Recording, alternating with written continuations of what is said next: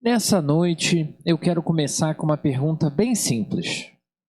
O que pode fazer uma pessoa abandonar a Deus? O que pode levar alguém a abandonar o Senhor?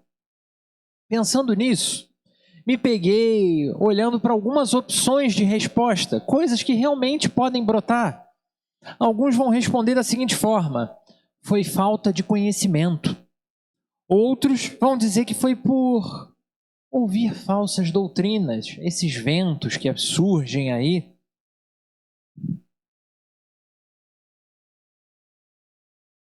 Outros podem dizer que foi por conta do sofrimento, um sofrimento específico, algo que foi vivido e foi doloroso. Ou ainda foi porque nunca experimentou a fé de verdade. Mas existe uma resposta ainda mais sutil do que todas essas. Porque existem pessoas que não abandonam a Deus de uma vez. Elas estão ali, continuam frequentando a igreja, vivendo as relações, continuam orando, lendo a Bíblia, servindo, continuam falando sobre Deus. O problema é que pouco a pouco, silenciosamente, outra coisa vai ocupando o centro do coração. Sem perceber, Deus deixa de ser o centro. Deus deixa de ser o maior amor da nossa vida. Não porque a pessoa deixou de conhecê-lo, mas porque passou a amar alguma outra coisa durante o processo. Alguma coisa ocupou o lugar que tinha sido dado ao Senhor. E quando isso acontece, mais cedo ou mais tarde, todas as decisões começam a revelar quem realmente governa a nossa vida e o nosso coração. A Bíblia conta a história de um homem que agiu exatamente assim. Um homem que conheceu Deus, que conversava com Deus, que recebia uma série de revelações do próprio Deus, mas terminou uma vida extremamente distante dele. Você consegue imaginar quem é esse cidadão? Judas? Não, a gente não está falando de Judas dessa vez, não hoje. Talvez, inclusive, esse seja um dos personagens que tenha vivido algo mais parecido com o que viveu Judas Iscariote. Por isso eu convido você a abrir a sua Bíblia.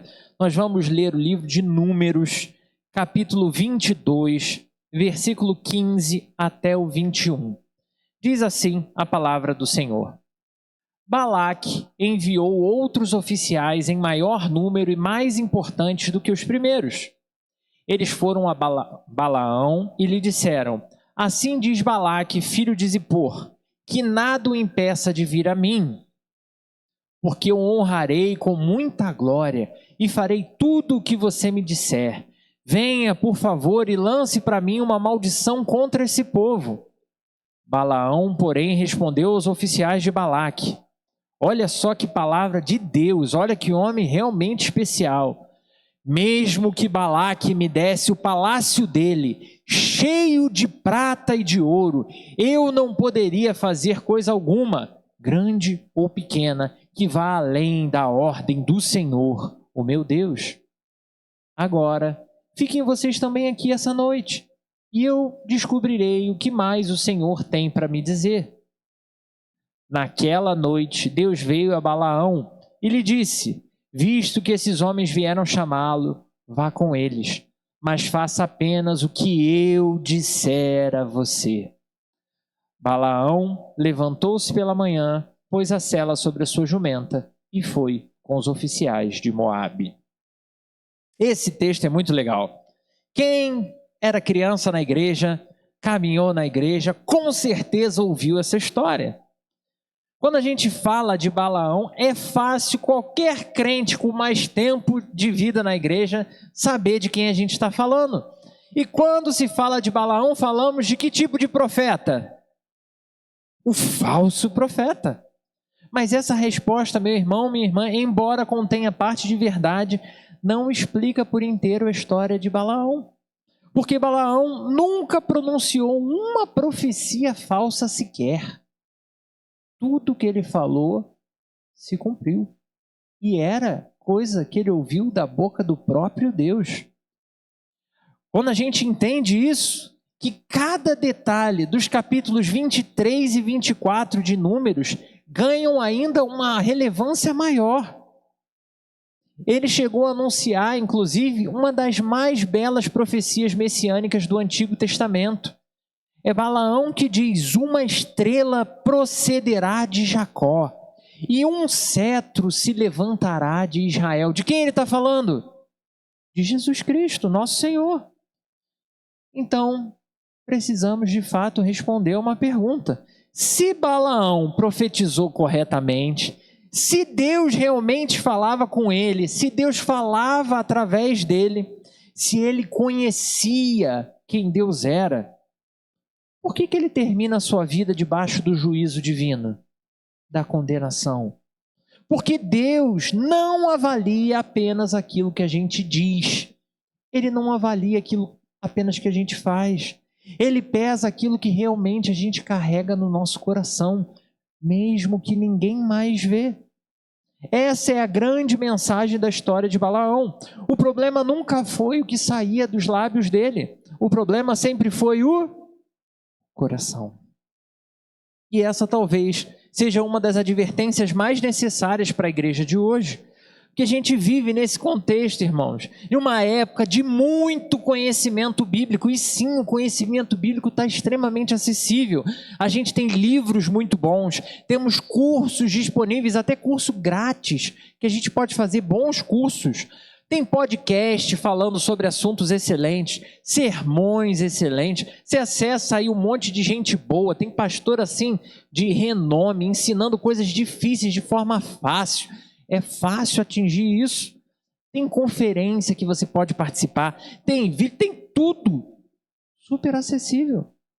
Conhecimento mesmo nunca foi tão fácil. Qualquer celular hoje te propicia isso.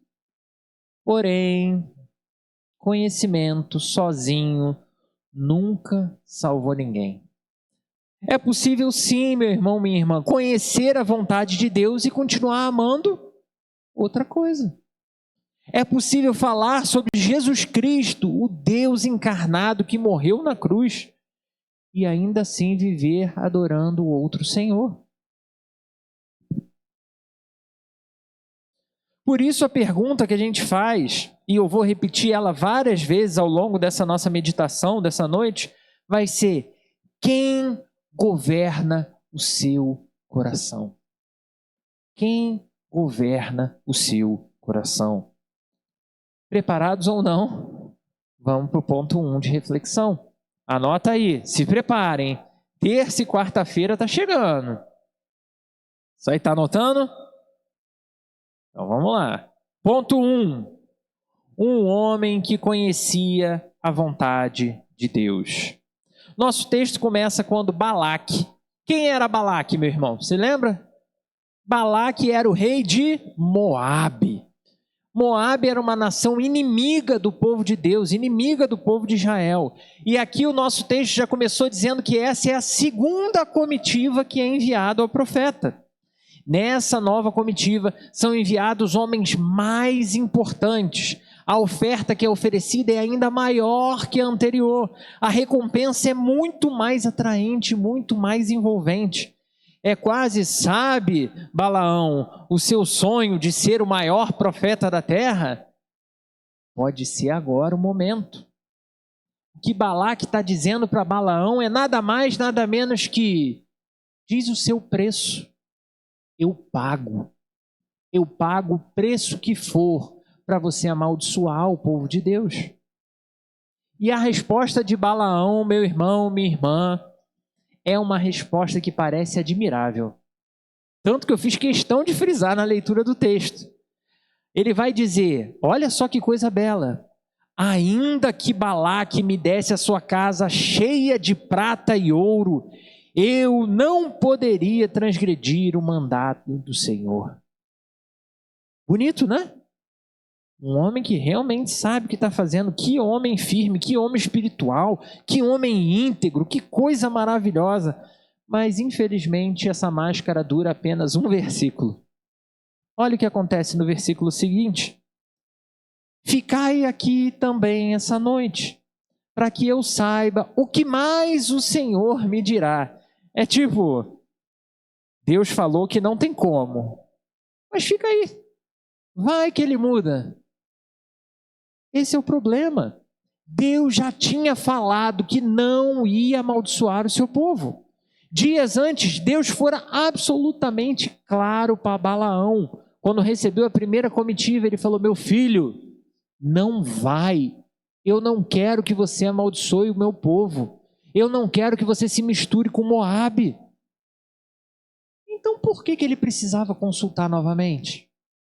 Por que ele falou: já que vocês tão importantes estão aqui, né? Já que a proposta é tão boa, espera aqui. Fica na área aí, vamos ver o que vai acontecer. Vai que Deus muda. Porque Balaão não estava procurando descobrir a vontade de Deus, irmãos. A questão aqui não é a vontade de Deus, porque essa Balaão já conhecia. Ele queria descobrir se ele realmente conseguiria fazer algo para mudar os intuitos do Senhor. Esse é o primeiro sintoma de um coração dominado por um ídolo. Quando a gente começa a negociar aquilo que Deus já deixou claro, que Ele não quer, que é errado, que é um caminho que está fechando portas na nossa frente. É exatamente isso que eu e você fazemos. Não é só Balaão, não. Porque a gente sabe o que a Bíblia ensina, mas a gente sempre procura uma outra opinião. Sempre procura uma brecha. É aquela pessoa que vai pegar e vai dizer: pastor, né, eu posso me embebedar, porque Sansão ficou bêbado, né? E Deus ainda assim usou ele. Pastor, tem aquele outro caso lá da pessoa X que fez isso e Deus ainda... Como se a gente estivesse, na verdade, usando o Senhor para continuar justificando as nossas escolhas. Então, outro argumento, outra interpretação, outro pregador, outro caminho. Não porque a gente quer de fato obedecer a Deus, mas porque a gente está procurando de qualquer forma, em qualquer lugar, ouvir um sim para aquilo que Deus já deixou claro que é não. Aquilo que Ele já deixou claro qual é a vontade dEle. Irmãos, a idolatria quase nunca começa na rebeldia aberta. É algo sutil que vai ali dominando dia após dia. Ela começa com as pequenas negociações. Começa quando os nossos desejos passam a interpretar a palavra de Deus, em vez da palavra de Deus direcionar os nossos desejos. Balaão conhecia o que Deus queria. Ele conhecia a vontade do Senhor. Mas conhecer não foi suficiente. Por isso a gente avança para o nosso segundo ponto. E o segundo ponto é: um homem cujo coração já tinha outro senhor. Um homem cujo coração já tinha outro senhor. E a história continua. Deus permite que Balaão siga a viagem. Olha só, Deus já falou: não vai. Eu não quero. Mas surge uma nova comitiva, mas Balaão dá um jeitinho do pessoal ficar, mas ele consulta o Senhor de novo, e de novo, e de novo. E logo depois, o texto diz que Deus se irou porque Balaão foi. Então, parece uma coisa meio quase que contraditória, né? O Senhor disse: não vai, eu não quero. Balaão insiste. E aí Deus vai e fala: se você quer tanto ir, vai. E aí quando ele vai, Deus fica irritado com ele. Mas não tem contradição nenhuma nisso. Acompanha com calma. Existe um momento em que o juízo de Deus, meu irmão, minha irmã, consiste exatamente em entregar o homem ao caminho que ele tanto deseja. Perceba um princípio que a Bíblia vai apresentar para a gente em diversos momentos diferentes e extremamente sério, que tem que entrar não só na nossa cabeça a nível de conhecimento, mas no nosso coração. Porque às vezes imaginamos que o juízo de Deus vai seguir sempre na forma de um raio, né? Pum, e vai destruir todo mundo, de uma doença violenta, ou de alguma outra forma bem assim visível de tragédia. Só que se a gente avança páginas da nossa Bíblia, até o livro de Romanos, capítulo 1, a gente vai encontrar algo assustador escrito por Paulo. Ele vai dizer o seguinte: em certos momentos, o juízo de Deus consiste em deixar o pecador seguir o caminho que ele tanto deseja. É quase como se Deus dissesse: É isso que você tanto quer? É esse realmente o caminho que você escolheu? Então vai e pague o preço das consequências. Encare as consequências da sua escolha. Foi isso que aconteceu com Balaão. Deus já havia dito não, mas Balaão insistiu tanto em seu próprio desejo que Deus entrega a ele o caminho que ele queria. Falou, vai lá, segue o seu coração. Então acontece uma das cenas mais conhecidas da Bíblia, e essa aqui, ó, Manu disse que já ouviu a história, Samari já ouviu. O anjo do Senhor aparece no caminho, ele fecha o caminho. E o que acontece quando o anjo fecha o caminho? Quem empaca no caminho? A jumenta. Por que ela parou? Porque a jumenta enxerga o anjo. E o profeta? O profeta não vê. E eu sempre achei interessante, e enquanto criança eu me lembro que eu adorava essa história exatamente por causa de que personagem? Da jumenta. Eu adorava a jumenta falando, cara, que coisa incrível. Eu sempre imaginei a cena, Balaão vindo lá, é agora que eu vou ficar rico, é agora que vai dar tudo certo. Aí a jumenta empaca, ele bate na jumenta, aquela coisa toda, e ele, vai embora minha filha, vamos! E aí a jumenta olha para a cara do Balaão e fala algo mais ou menos assim, não tá vendo esse anjão na frente aí, não? Você tá louco? Não compensa.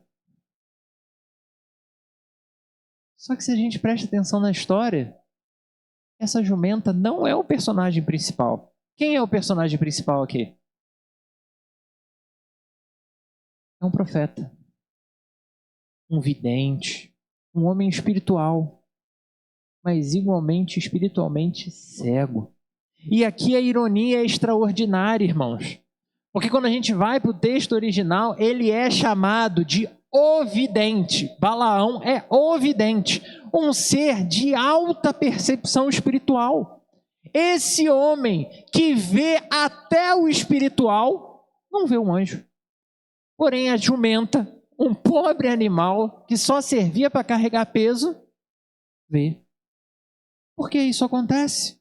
Porque o problema de Balaão não era falta de visão, não era falta de conhecimento, era excesso de desejo. Ele queria tanto ver o resultado dos próprios planos, dos próprios sonhos, que ele não via o óbvio na frente dele.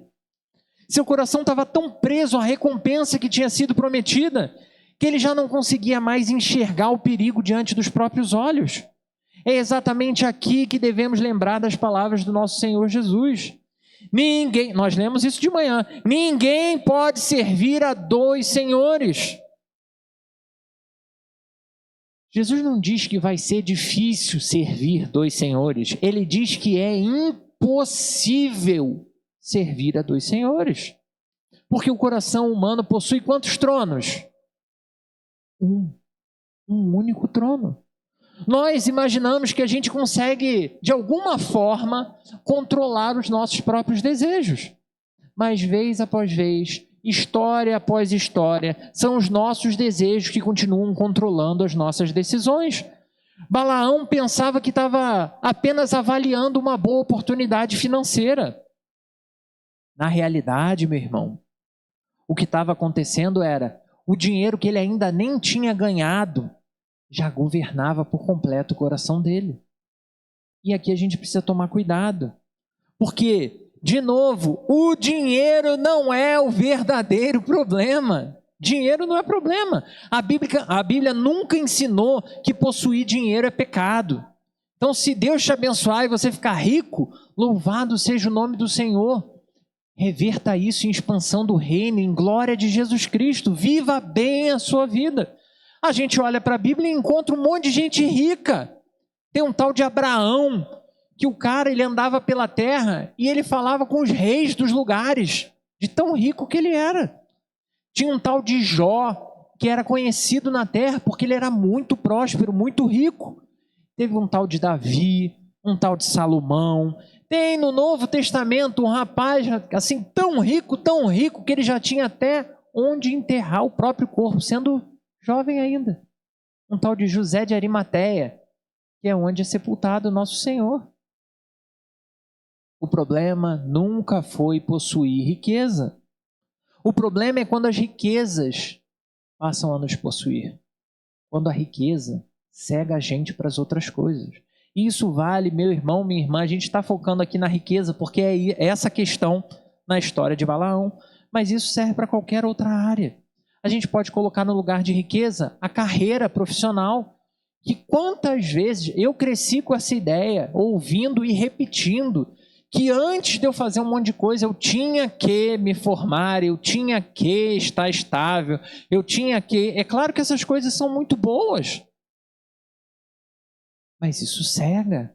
Reconhecimento, validação. Tem gente que hoje não precisa ser muita coisa, desde que você compre aí influencers, seguidores, você consegue ganhar uma relevância e isso vai multiplicando a forma como o seu conteúdo é exposto. Tem gente que se vende por reconhecimento, por conforto, por prestígio, por família. Sabe, aquela família que não resolve problema nenhum, porque afinal de contas somos a família Doriana. Chega na igreja, senta todo mundo, se abraça, aquela coisa linda, não tem um problema. As pessoas nem fedem, pode suar o dia inteiro que elas não fedem, que elas são tão boas e tão felizes que o fedor nem chega na casa. Mas tem uma parte aqui que atinge todos nós, que é quando a gente substitui tudo isso que a gente falou até agora pelos nossos sonhos, pelos nossos anseios e até mesmo pelos nossos ministérios com o Senhor, o que Deus nos chama para fazer. Mesmo coisas boas podem ocupar um lugar que pertence somente a Deus. João Calvino, ele vai escrever algo que, assim, desde a primeira vez que eu ouvi, entrou no meu coração e eu procuro me repetir com frequência. Ele escreve dizendo que o coração humano é nada mais, nada menos que uma fábrica de ídolos. Não precisa de muito esforço para a gente criar um novo ídolo. Só precisa a gente conhecer algo bom. E ele estava certo quando escreveu isso. Sempre que retiramos Deus do centro da nossa vida, imediatamente colocamos qualquer outra coisa no lugar. Porque, meu irmão, minha irmã, nós somos seres criados, feitos para adorar. Então não existe um ser vivente sequer que não adore alguma coisa. Ou seja, a gente não tem que ficar preocupado porque a gente nunca adora. A gente tem que ficar preocupado com o que é que a gente está adorando. Que é algo similar ao que a gente falou na pregação de hoje de manhã. E esse ponto explode quando a gente chega na terceira reflexão dessa noite. Prepara para anotar. Ponto 3. Um homem que terminou servindo exatamente aquilo que amava. Um homem que terminou servindo exatamente aquilo que amava. A gente chega aqui ao ponto mais importante da história de Balaão. Ele sobe os montes e o intuito dele é amaldiçoar Israel, porque é assim que ele vai ganhar dinheiro. Mas ele não consegue amaldiçoar. 4 vezes ele tenta e ele não consegue. 4 vezes Deus transforma a maldição em bênção. Ele vai com o intuito e Deus faz outro. Isso nos ensina algo maravilhoso. Nenhum inimigo pode desfazer aquilo que Deus decidiu fazer. Quando Deus abençoa seu povo, nenhum rei pode cancelar a sua bênção. Nenhum profeta, nenhum demônio, nenhuma maldição. Isso deveria ser o suficiente para encerrar a história. Mas não encerra. Em Números, capítulo 31, mais à frente no livro, descobrimos um detalhe que ainda não tinha sido contado.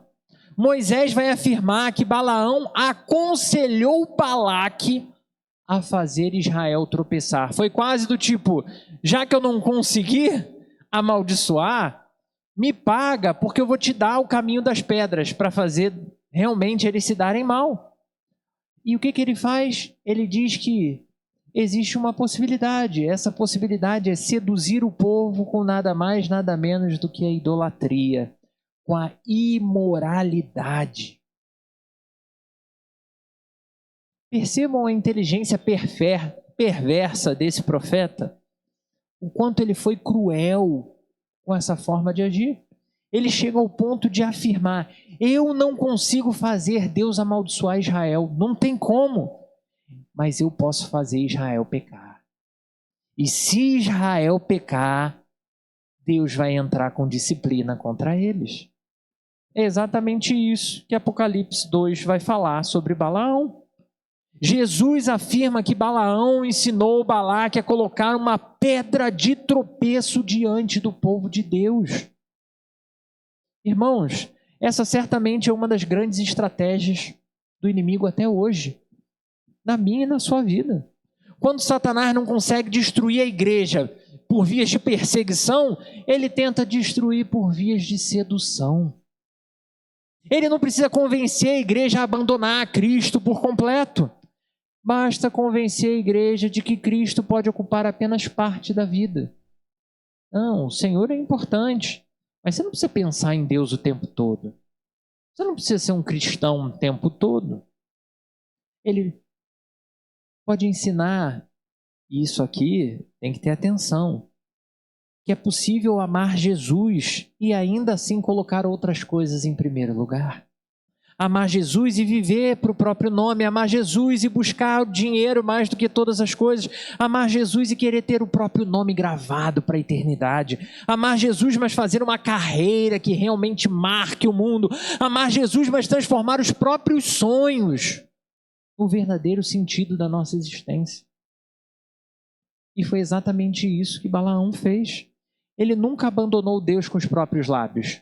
Ele nunca disse: Senhor, eu não acredito, Senhor, eu não confio, Senhor, eu discordo. Ele havia abandonado Deus no coração. Pedro resume toda essa história numa única frase. Ele vai dizer que Balaão amou o prêmio da injustiça. Cruel. Juntar as palavras prêmio, vitória, conquista, com injustiça. Ou seja, ele deixa claro que a questão aqui não é falta de inteligência, não é uma falta de conhecimento, não é falta de revelação. Não eram dons que faltavam no caso do profeta. Só tinha uma coisa errada: o amor. No fim, Balaão vendeu a sua influência, vendeu o seu conhecimento, abriu mão do seu ministério, porque muito antes disso ele já havia vendido o seu coração. Talvez, meu irmão, minha irmã, você tenha se habituado a ouvir histórias como essa e repetir: ah, pastor, eu entendi a palavra, louvado seja o nome do Senhor, mas eu nunca faria o que Balaão fez. Eu conheço a palavra, eu caminho com o Senhor. Mas esse não é o foco dessa narrativa, meu irmão. A pergunta é outra. Se Deus disser não para o seu maior sonho, para o seu maior desejo, para o seu maior conquista, será que ele continua sendo suficiente para você? Se ele te negar o que você sempre achou que ia ser a maior experiência da sua vida? Porque foi aqui que Balaão caiu. Ele conhecia Deus, mas desejou tanto outras coisas. Ele desejou mais do que o próprio Deus. E aí a gente começa a perceber que Balaão não é apenas um personagem distante. Balaão, na verdade, meu irmão, minha irmã, está nas Escrituras, é repetido no Novo Testamento, porque ele é nada mais, nada menos que um espelho. Todos nós, servos e servas de Jesus, temos Balaões escondidos dentro do nosso coração. Todos nós somos tentados a negociar a vontade de Deus quando ela entra em conflito com a nossa própria vontade, com o nosso próprio desejo. Todos nós somos tentados a construir uma espiritualidade que sirva ao nosso próprio projeto pessoal, em vez de submeter os nossos projetos ao Senhor. Mas graças a Deus, meu irmão, minha irmã, a Bíblia não termina em Balaão. Ela termina com Cristo Senhor sobre todas as coisas. Enquanto Balaão quis usar Deus para conquistar, sim, riqueza, Cristo, sendo rico, se faz pobre por amor de nós. Enquanto Balaão negocia sua fidelidade para poder dar vazão ao seu próprio anseio, Cristo é obediente até a morte, e morte de cruz, sendo tornado maldito diante de todos os homens. enquanto Balaão conduziu pessoas ao pecado e se enriqueceu com isso. Cristo é aquele que entrega a sua própria vida para libertar pecadores como eu e você. É por isso que a nossa esperança não está na força da nossa obediência. Obedecer é necessário, é importante, mas não está na nossa capacidade de obedecer. Nossa esperança está naquele que permaneceu perfeitamente fiel, onde nós somos falhos, onde a gente não dá conta. E quando a gente olha para a cruz, a gente passa a entender essa ação extraordinária. O Evangelho não veio apenas perdoar pecados, veio libertar corações, veio arrancar os ídolos que já estão ali no trono, e que a gente finge que não está vendo. O Evangelho veio colocar Cristo novamente no centro da minha e da sua história. Por isso, ao voltar para casa hoje, meu irmão, minha irmã, em nome de Jesus, não adianta você levar com você a pergunta: quem foi Balaão? Nossa, que falso profeta. Pois Deus dispôs uma pregação com o objetivo específico de libertar você, de libertar o seu coração, para que você consiga com sinceridade diante do Senhor olhar para o trono dentro de você e responder: quem está sentado no trono? Quem governa o meu coração? Porque onde estiver o seu tesouro, aí também estará o seu coração.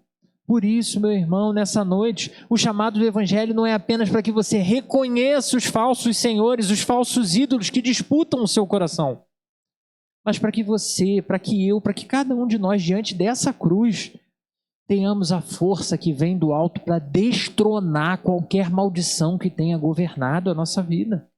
Para que a gente consiga de verdade colocar diante de Cristo o dinheiro que prometeu segurança para a gente, o sucesso que prometeu uma identidade, um reconhecimento, o conforto que prometeu uma alegria, uma felicidade que a gente não consegue por nenhum outro caminho. Os sonhos que se tornaram mais importantes do que caminhar com o próprio Deus. Esses ídolos, meus irmãos, seguem exigindo tudo de nós. A nossa força, a nossa saúde, a nossa vontade, até o nosso desejo de fazer coisas diferentes é sempre em prol da mesma coisa.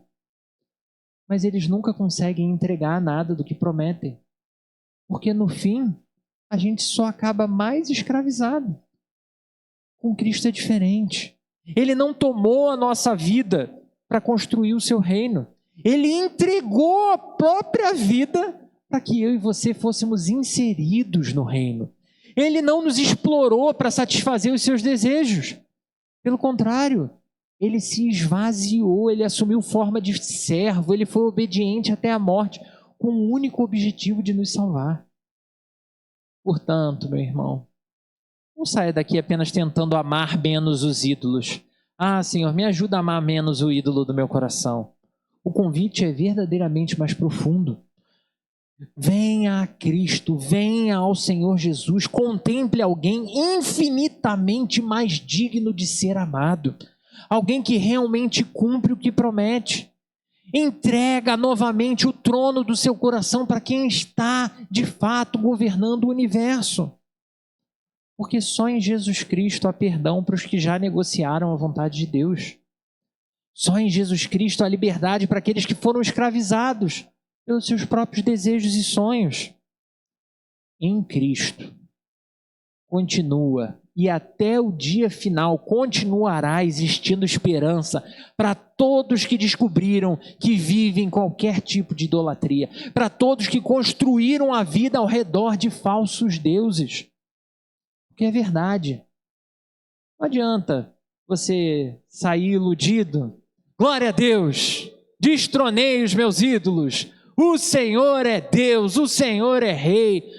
Porque os ídolos vão continuar prometendo. E o seu coração vai continuar desejando e querendo se agarrar a outras formas de idolatria. E eles vão continuar tomando tudo para eles. Enquanto Cristo pede sim que eu e você entreguemos tudo. Não vem com essa história que Jesus não pede nada, que isso aí é mentira, tá bom? Um evangelho que não muda nada na sua vida, isso aí é água com açúcar, não é evangelho não. E até água com açúcar tem algum proveito, né? Dependendo da situação. Mas o que o Evangelho faz, meu irmão, minha irmã, é exigir que eu e você entreguemos tudo, porque pela graça, Ele nos oferece vida verdadeira. Não em troca do que a gente oferece. Por isso, meu amado irmão, hoje nós precisamos de verdade abandonar os falsos senhores. Precisamos de verdade nos render àquele que morreu e ressuscitou, não para ser apenas o salvador dos nossos pecados, mas para ser o rei do nosso coração. Tipo, rei do meu coração, a música que a gente já cantou tanto aqui. Não importa o quão semelhante a Balaão você tenha sido até aqui.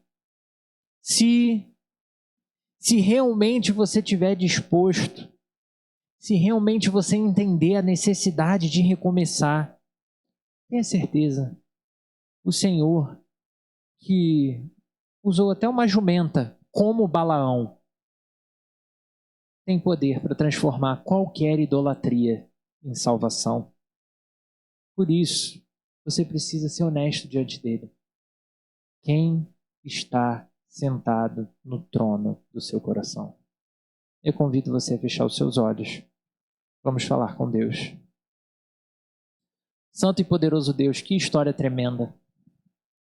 Como eu tive a oportunidade de lembrar ao longo dessa mensagem, esse já foi um personagem que eu gostei muito, já foi um personagem que eu detestei muito, mas eu entendo hoje, Senhor, que de fato ele é um espelho para nós. É um espelho que nos acusa, que revela a forma precipitada do nosso coração continuar correndo para ídolos, continuar correndo para a satisfação dos próprios desejos e sonhos. Senhor, tem misericórdia de nós. Nós amamos o Senhor, nós conhecemos o Senhor, nós ouvimos a Tua palavra. Por isso precisamos que o poder do Teu Espírito seja tão abundante em nós, para que a gente tenha coragem, que a gente tenha força, que a gente tenha, Senhor, nas Tuas mãos o conhecimento para voltar ao primeiro amor. Que o louvor que entoamos ainda há pouco seja real na nossa história. Que cada dia, cada amanhecer seja oportunidade de, rendidos ao Senhor, lançarmos pelo chão, lançarmos por terra toda e qualquer idolatria que tomar o trono do nosso coração. Que de fato a nossa vida pertença ao Senhor e que isso fique evidente não só para as outras pessoas, mas que isso seja convicção do nosso coração. Que isso seja certeza, segurança de que o Senhor continua reinando. Mesmo quando os nossos sonhos se frustrarem, mesmo quando as portas se fecharem, mesmo quando o sofrimento dominar todas as coisas, que o nosso coração continue firme no mesmo Rei, o Rei que pagou o nosso preço, o Rei que segue conosco em toda e qualquer circunstância, um Rei que não nos abandona. E é no nome desse Rei que nós oramos, em nome de Jesus. Amém.